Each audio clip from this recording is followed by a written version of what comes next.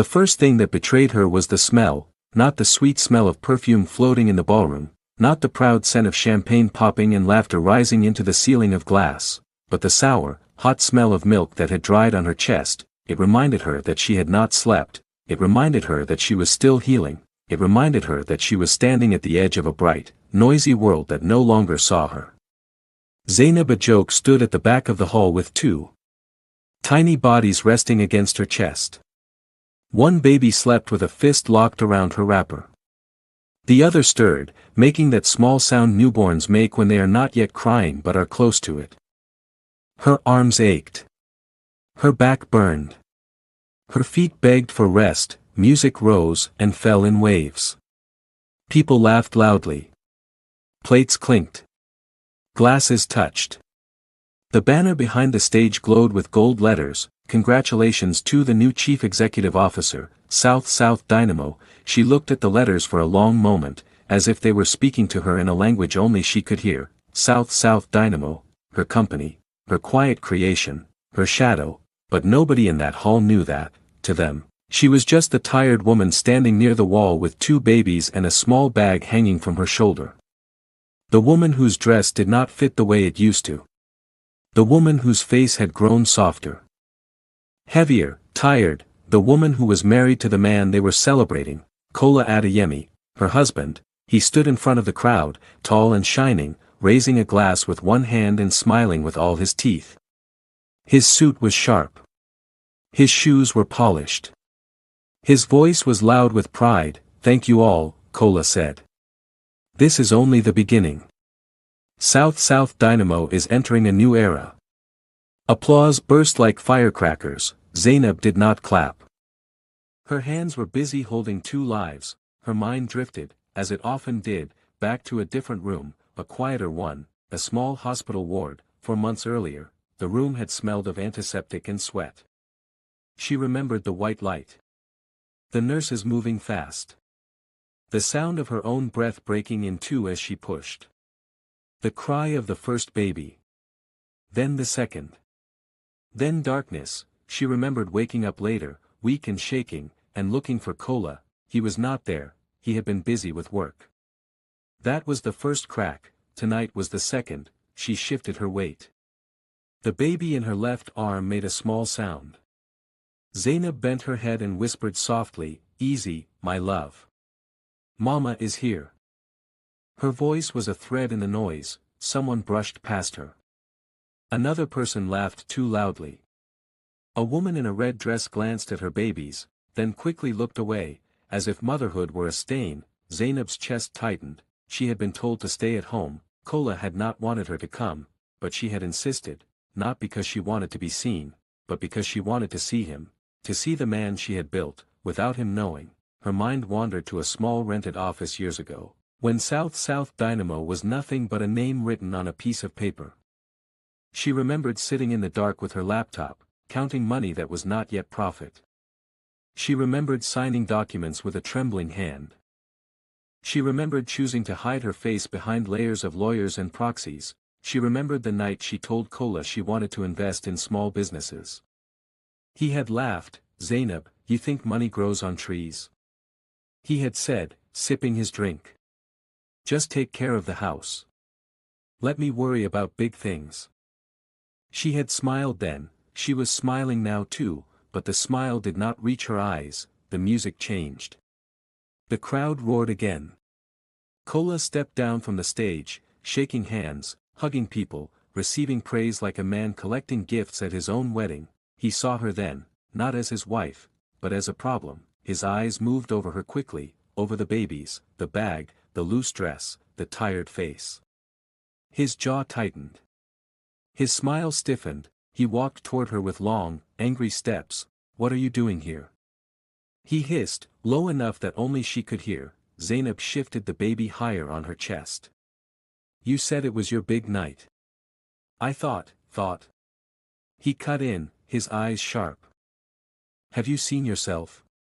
You look heavy. You're ruining my image." Her heart knocked against her ribs. "I just had twins," she said quietly. 4 months, and so. He snapped. Is that my problem? Look at Sola from accounts. She had one child and she's already back in the gym. She knows how to present herself. You. His eyes flicked to the babies. You come here smelling like milk and tiredness. The words stung like small whips. The baby in her right arm began to fuss. Zainab tried to rock him gently. I'm feeling sick, she whispered. One of them has been throwing up. I just need to step outside for air. Kola's mouth twisted. Help. He scoffed. I'm the CEO of South Dynamo. I don't wipe drool. That's your job. And you're failing at it. He leaned closer, his breath sharp with drink. Do you know how much effort I put into impressing the owner tonight? The real owner?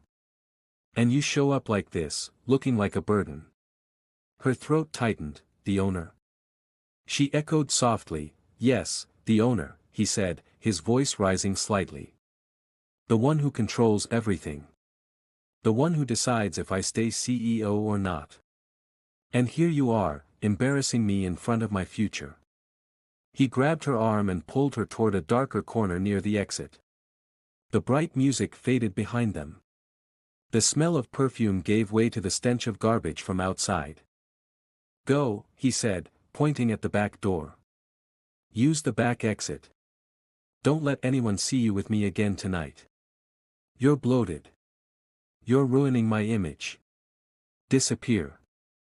Zainab looked at him, truly looked, at the man who had once slept on the floor with her in a one-room apartment, at the man who had once begged her not to leave when money was tight, at the man who had eaten her food with joy when there was nothing else to eat. Something between them cracked. Am I going home? She asked quietly. Yes, he said, already turning away. And be fast. She did not shout, she did not cry, she simply turned and pushed the stroller toward the cold night. The air outside bit her skin. The streetlights blurred in her eyes, but no tears fell. She did not go to the house Kola thought was theirs, she drove to a hotel, her hotel. Zainab did not go to the house Kola thought was theirs, she turned the steering wheel and drove past the familiar gate, past the mango tree that leaned over the fence, past the street where neighbors knew her face and her struggles. The babies slept, their small chests rising and falling like gentle waves. The night wrapped itself around the car. Her phone vibrated once, then again. She did not pick it up. The hotel stood tall and quiet, its glass doors glowing softly in the dark. The security men straightened when they saw her car. One of them rushed forward. Good evening, madam. Zainab nodded. Her voice came out low. Open the private wing. Yes, madam. Inside, the air was cool. The floor shone. The world was calm in a way her life had not been for months. She settled the twins in the suite she had reserved long before tonight, a room no one knew was hers. She cleaned their mouths, changed their clothes, and rocked them until their breathing slowed. She sang to them in a soft, old tune her mother used to sing when the night felt heavy. Sleep, my children. Sleep, the road is long, but dawn will come. When they slept, she sat on the edge of the bed and allowed herself to breathe. Her mind drifted to another night, the night South Dynamo was born. She had been alone in a small room, her laptop glowing in the dark. The rain had beaten against the roof. Her hands had shaken as she transferred money from accounts no one linked to her name. She remembered thinking, if this fails, I will still stand.